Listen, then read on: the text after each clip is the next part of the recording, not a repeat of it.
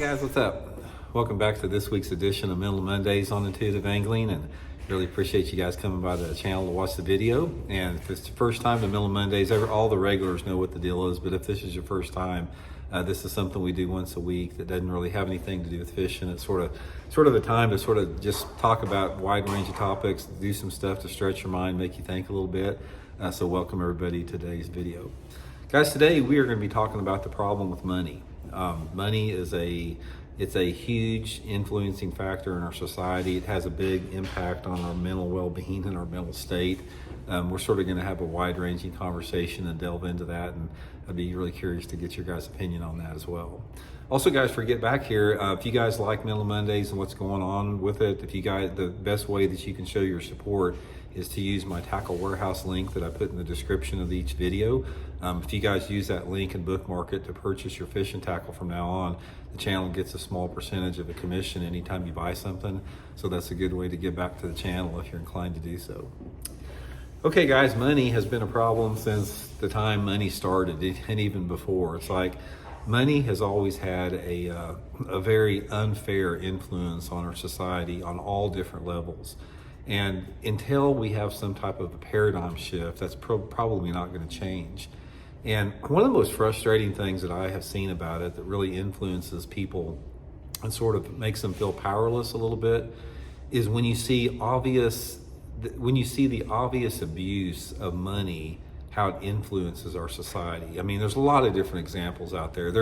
A prime example is if somebody is mega wealthy and they're accused or indicted for a crime, if they have a lot of money behind it, they can basically influence the decision a lot of times. They can throw sand in the cogs, they can slow stuff down, they can they can create a situation that would not be there for somebody that not have money, somebody that just had a public defender versus somebody that had a stable of lawyers.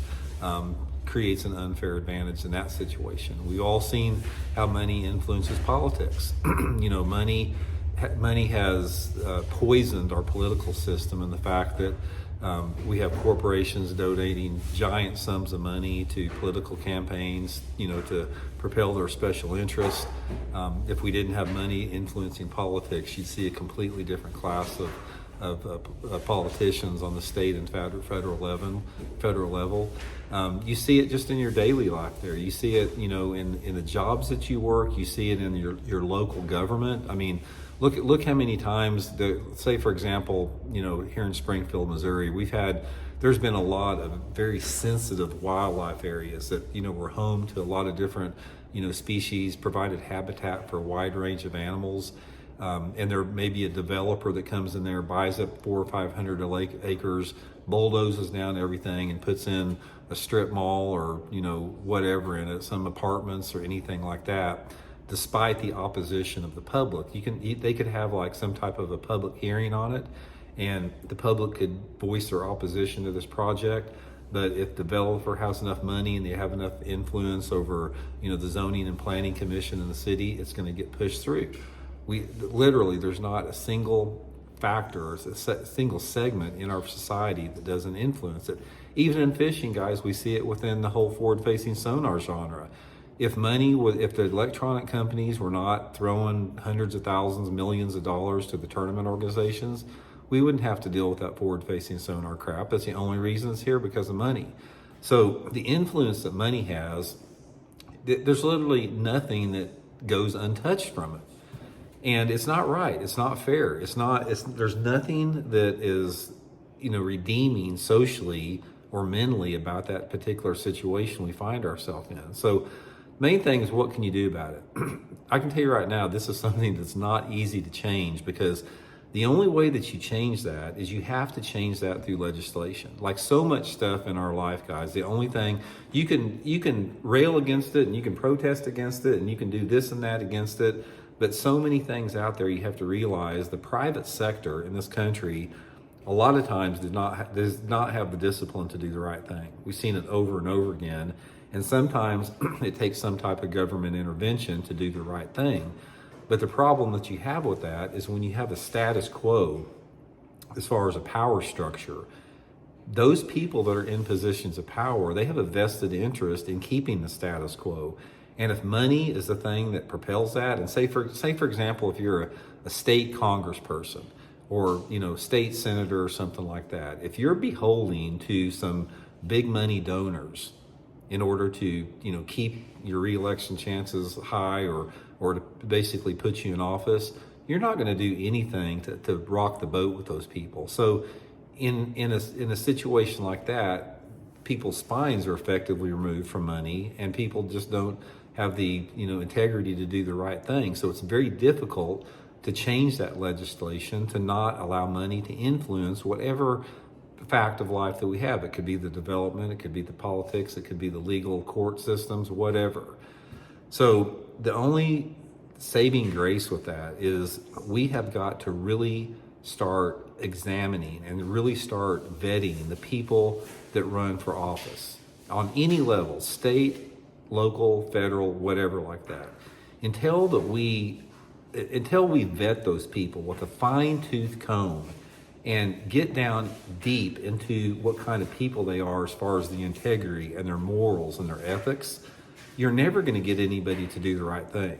That's the problem with it. Here's the problem that lies in politics for the most part. Most of the time, politics are the majority of the politicians in this country, I'm not saying all of them, but the majority of the politicians in this country have an extreme narcissistic complex to them. They're power hungry. They will sell their morals and their ethics and their integrity in order to get votes or to get donors out there.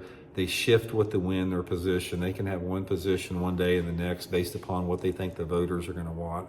We have a bunch of scumbags in our political system across this country. And until we start as voters, until we start vetting these people and only putting people in positions of power that deserve to be there, and those people that deserve to be in positions of power are people that show kindness and compassion and empathy and ethics and courage and strength, and with no aspect of greed or self-promotion or narcissism that is so common in politics today. We have sort of entered into a realm right now where a lot of our politics are what's called the Twitter faction, where anything that they do, it's for some type of a Twitter post as far as gaining attention or drawing attention to themselves. And we simply don't have the best people in positions of power. And until we do that, and until we as voters become more educated and wiser about those people that we're putting in the positions of power, money is always going to have this unfair advantage and unfair influence within our society. But don't think it's easy at all, because this is something I don't care what it was.